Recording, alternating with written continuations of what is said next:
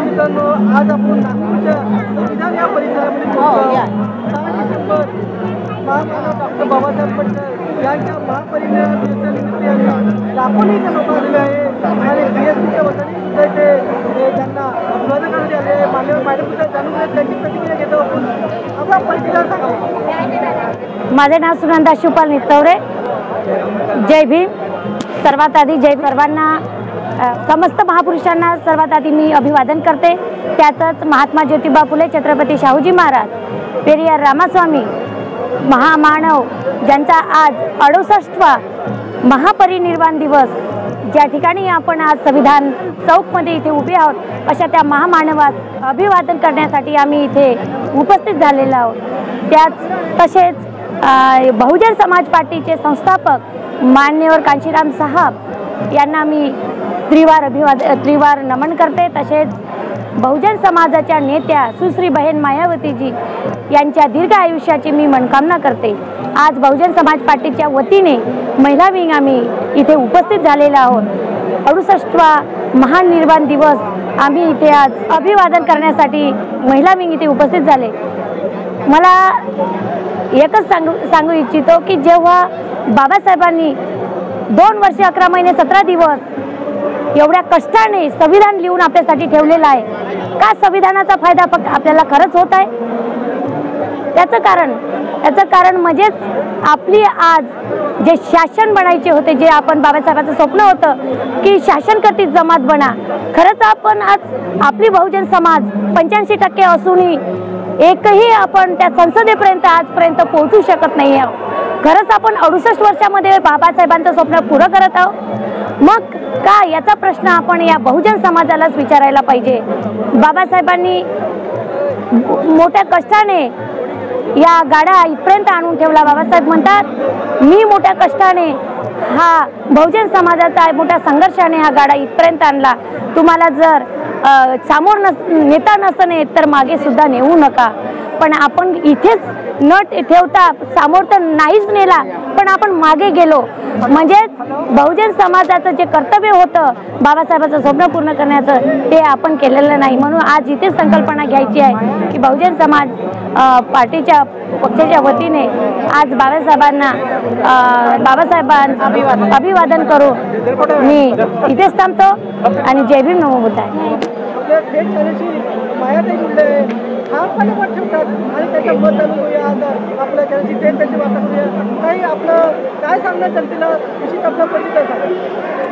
सगळ्यांना क्रांतिकारी जय भीम.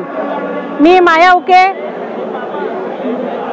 आज 68वा महापरिनिर्वाण दिवस आहे. त्याच्याने मी सगळ्या बाबासाहेबांना अभिवादन करते. आणि मला माझ्या बहुजनांना हे सांगायचं आहे की तुम्ही 14 एप्रिल 6 डिसेंबर आले तेव्हाच तुम्ही गर्दी राहते. आपलं एकही सांसद म्हणून आपण दिल्लीत पाठवत नाही, या आपण महाराष्ट्राच्या मंडळामध्ये पाठवत नाही. मग बहुजनाचा आवाज उचलणारा कोण?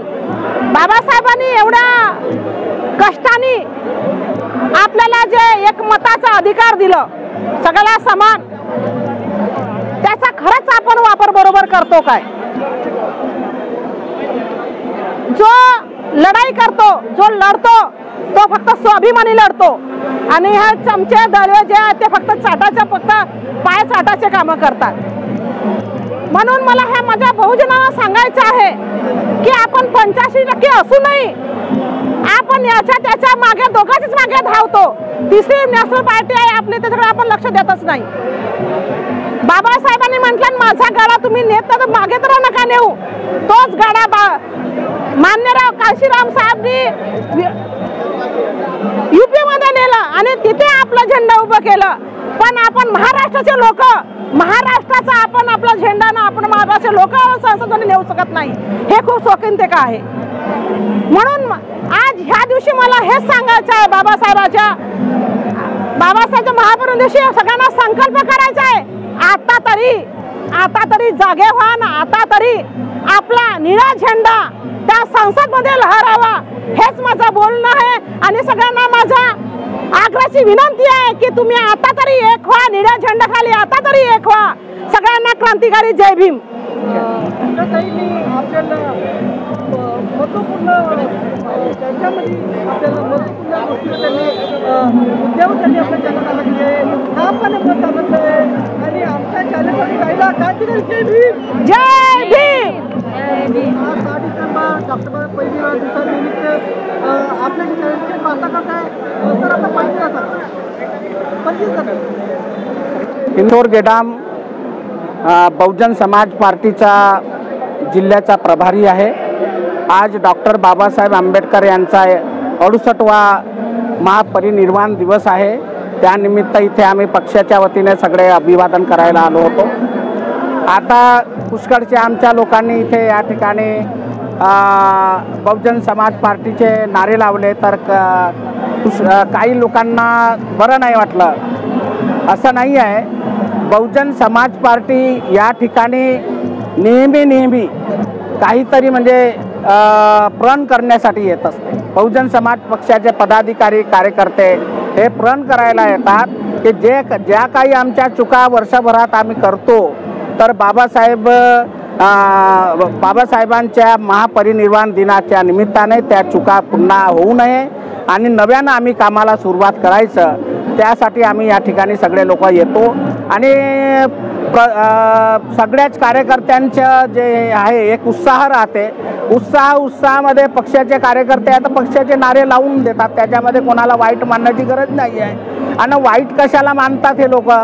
अरे लाज वाटायला पाहिजे की बाबासाहेब आंबेडकरांच्या नंतर मान्यवर कांशीराम साहेबांनी या देशामध्ये बहुजन समाज पार्टी हे तिसऱ्या क्रमांकाचा राष्ट्रीय पक्ष, मान्यता प्राप्त पक्ष स्थापन केला.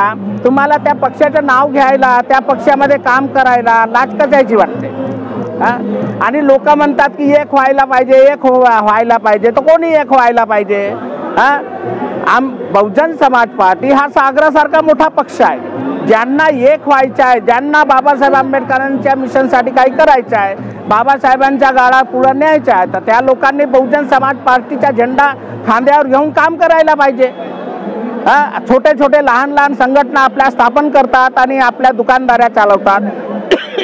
आता पुष्कळचे लोक जे आहेत वेगवेगळ्या संघटना स्थापन, आता या दिवशी कोणावर टीका टिप्पणी करायची नाही आहे. टीका टिप्पणी मला या राज्य सरकारवर करायची होती महिलांना. कारण की या देशामध्ये पहा, शिवाजी महाराजाचे पुत्र संभाजीचा जेव्हा खून झाला, तर या राज्याला, या देशाला मध्ये मुघल साम्राज्याचा सर्वनाश करण्यासाठी ताराबाईनं तलवार हातात उचलली होती. ताराबाईने तलवार उचलली आणि त्याच्यानंतर या देशामध्ये अगर पेशव्याचं राज्यही आले असेल, तर छत्रपती संभाजी महाराजाचे जे पुत्र होते शाहू, त्यांनी या ब्राह्मणांना या ठिकाणी राजेशाही दिली.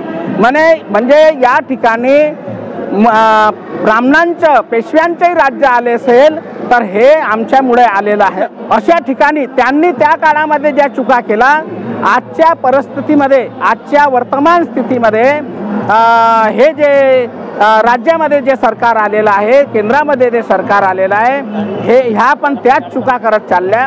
काल मला फार वाईट वाटलं की इकडे डॉक्टर बाबासाहेब आंबेडकरांची प्राणज्योत मावळत आहे. इकडे डॉक्टर बाबासाहेब आंबेडकरांची प्राणज्योत आहे व मावळत आहे. आणि काही या देशातले जे लोक आहेत, हे हरामखोरं काल रात्री फटाके फोडत होते. काल काय यांना शपथविधीसाठी काय 5 तारीखच मिळाली होती?